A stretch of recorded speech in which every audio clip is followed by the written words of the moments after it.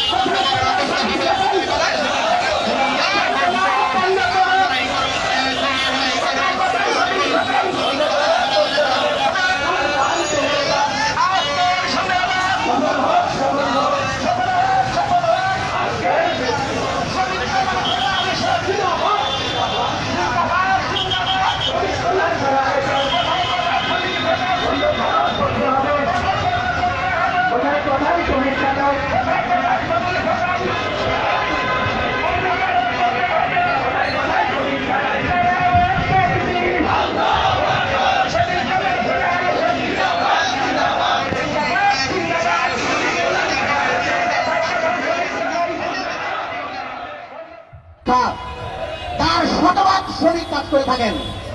আমরা বাংলাদেশের সর্বোচ্চ পর্যায়ে দায়িত্বশীলদের, বিদেশি বাহনের এবং যারা আমাদের দেশে আছেন তাদের সকলকে সর্বস্তরের অন্যায়, জুলুম এবং নিষ্পেষণের বিরুদ্ধে রুখে দাঁড়ানোর জন্য অনুরোধ করব।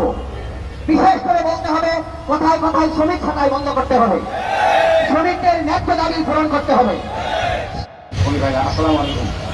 মহান আল্লাহ শুকরিয়া আদায় করছি যে আল্লাহ তাআলা আমাদেরকে সুযোগ দিয়েছেন এই আন্তর্জাতিক শ্রমিককে পালন করার জন্য। আমাদের সমিতি 1846 সালে শিকার শহরে এই মার্কেটে একটা আন্দোলন শুরু হয়। 8 ঘন্টা করতে হয়, আগে তো ছিল, কোন টাইম ছিল না। 8 ঘন্টা করতে হতে একটা এই 1 মেতে কয়েকজন মারা যায়। এর আগে 1846 আগেও তো শহর ছিল, সেই বিষয়ে খবর ছিলাম।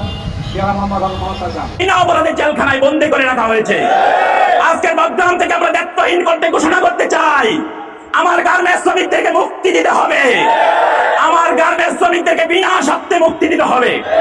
যদি গার্মেন্টস শ্রমিকদেরকে কথায় কথায় চাকরিচ্যুত করা হবে। সমস্ত শ্রমিক ভাইরা এখানে উপস্থিত হয়েছেন, শ্রমিক দিবসকে সফল করেছেন। এই জন্য আমি আমার ব্যক্তিগত পক্ষ থেকে এবং গাজীপুর মহানগর শ্রমিক কল্যাণ ফেডারেশনের পক্ষ থেকে আপনাদেরকে অভিনন্দন জানাই। আগামী দিনের যে কোনো কর্মসূচিতে যদি ডাক আসে আপনাকে হাজির হতে রাজি? সংগ্রামী ভাইরা, আগামী দিনের যে কোনো কর্মসূচিতে আমরা হাজির হব ইনশাআল্লাহ। আজকে প্রোগ্রামকে সফল করার জন্য সকলকে ধন্যবাদ জানিয়ে আমি আমার কথা এখানে শেষ করছি। আজকের প্রোগ্রামে আইন শৃঙ্খলা রক্ষাকারী বাহিনী, সাংবাদিক বন্ধুরা যারা সহযোগিতা করেছেন আমরা তাদেরকে অভিনন্দন জানাই এবং আমরা আশা করি এই সহযোগিতার মনোভাব সকল সময় আমরা প্রশাসনের ভাইদের কাছ থেকে পাবো ইনশাআল্লাহ। আজকের প্রোগ্রামে সবাইকে ধন্যবাদ জানিয়ে আজকের প্রোগ্রাম এখানে সমাপ্ত ঘোষণা করছি। সবাইকে ধন্যবাদ। আসসালামু আলাইকুম ওয়া রাহমাতুল্লাহ।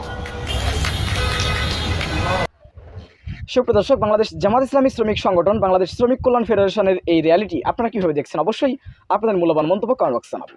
সবসময় সত্য নির্ভেজাল তথ্য পেতে স্বাধীন বাংলা ইউটিউব চ্যানেল সাবস্ক্রাইব করে আমাদের সাথে থাকুন। আসসালামু আলাইকুম ওয়া রাহমাতুল্লাহি ওয়া বারাকাতুহু।